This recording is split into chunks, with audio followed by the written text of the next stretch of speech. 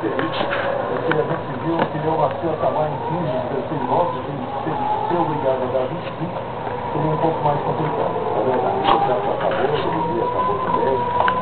A única vantagem agora, conforme que a corrida, que também não é um negócio de assim.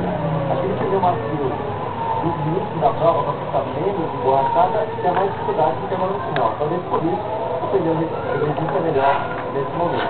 O pneu está mais rápido que Button nas últimas 3 voltas. A diferença que é para 12,3.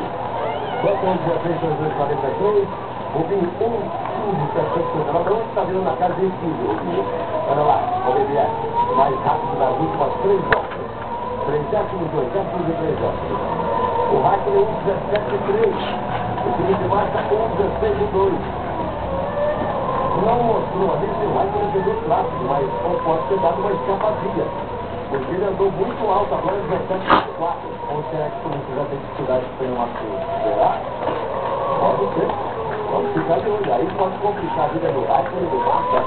Os dois em relação ao Massa.